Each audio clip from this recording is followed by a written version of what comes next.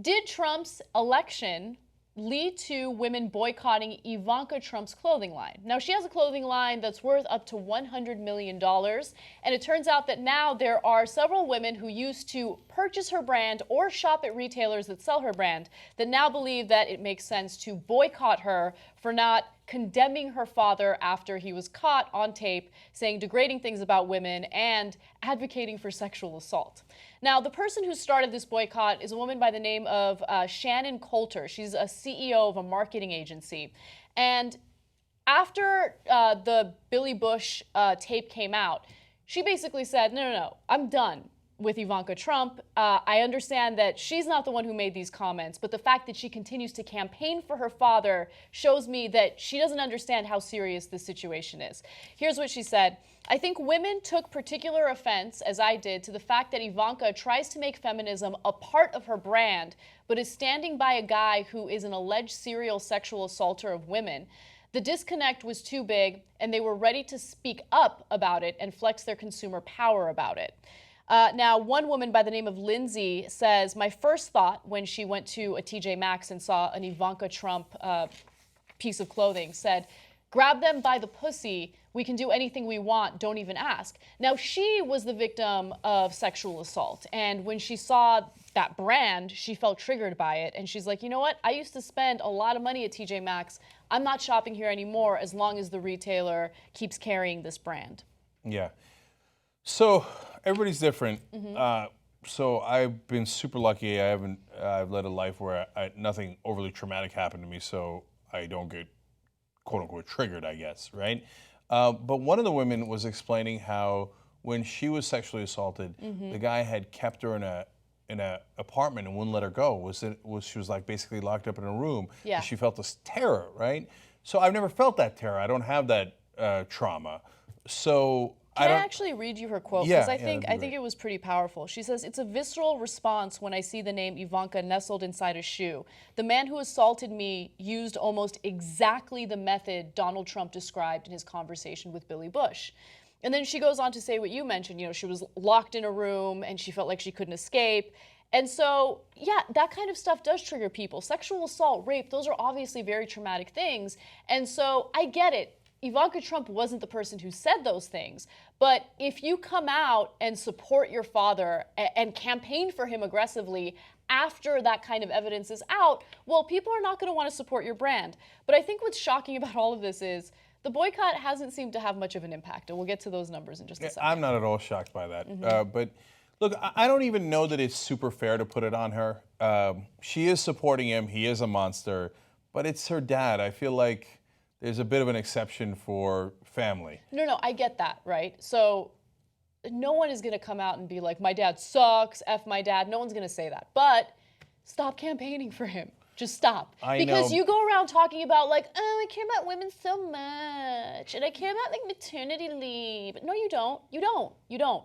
Okay, you can't go around saying that you're a feminist when your father is spewing these ridiculous things about women, and then you go off and you campaign for him. Stop campaigning for him, in the very least.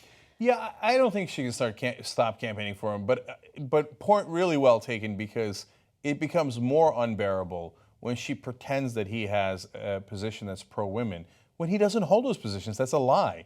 So you've gone a little further. You've twisted the truth to make him seem more palatable, when in fact he wouldn't do any of those things.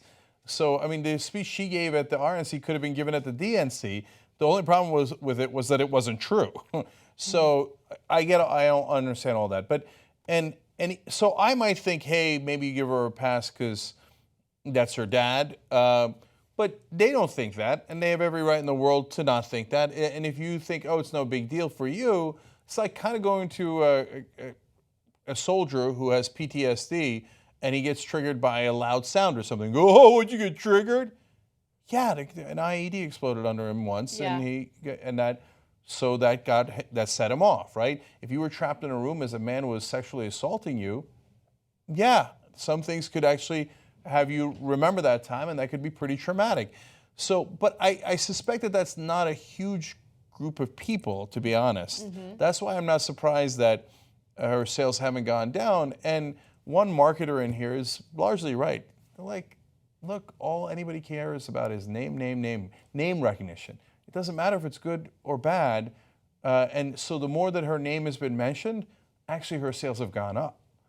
Yeah, it's interesting. And I mean, we saw the same thing happen with Chick-fil-A and that whole debacle in 2012 when the head of Chick-fil-A came out and said some negative things about gay people. A lot of liberals wanted to boycott the brand, but then conservatives came in and they started shopping or buying from Chick-fil-A even more. So let me give you the numbers. Go ahead. No, I was just going to quickly say about Chick-fil-A. We never got the final numbers on whether that boycott did anything, but I'm the first one to admit if we didn't get it right. It seems like it didn't have much of an effect. I think I'm the only one still doing it. Yeah. Okay, so to each his own, right? And help me stay strong. Okay. It's tough. It's tough. All right, let's go to graphic 5. According to annual and quarterly reports, sales at the Ivanka Trump brand grew 29.4 million over last year and increased 11.8 million in the last 6 months. And also in light of her involvement with the Trump campaign for president, how likely would you be to consider buying her line of shoes or clothing? That was asked to a number of shoppers, about 1,000 shoppers between the ages of 18 and 34. And about 18% said that they're extremely likely to keep shopping for her clothing. 33% said very likely, 32% said somewhat likely, only 11% said not very likely, and 6% said not at all likely. So people are not deterred from purchasing her brand, but it doesn't matter. I mean, at the end of the day, what really matters is what you feel comfortable doing.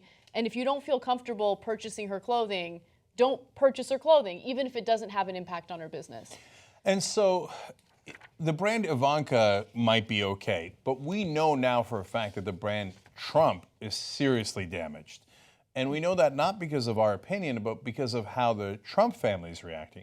Number one, they have serious issues in their properties now where people are trying to figure out either how to sue them or how to get out of their apartments because they're like, look, it's embarrassing to live in a place that has the word Trump in it. Mm-hmm. And so we're mortified. A lot of these places are in New York, and New York is very liberal on top of just a normal, decent human being mortified. Some family members won't come visit people in those apartments anymore because they don't want to see the name Trump. That's how bad it's gotten. Jeez. And so they've got some serious financial issues there. But more so than that, great evidence is for the first time, Trump is going to do a property that doesn't have the word Trump on it. They're going to call it Scion. And so that means he knows the brand is damaged. Yeah. It's so damaged that even Trump doesn't want to use his own name anymore. Wrong. Man, you know what that means? That means the brand's got rabies.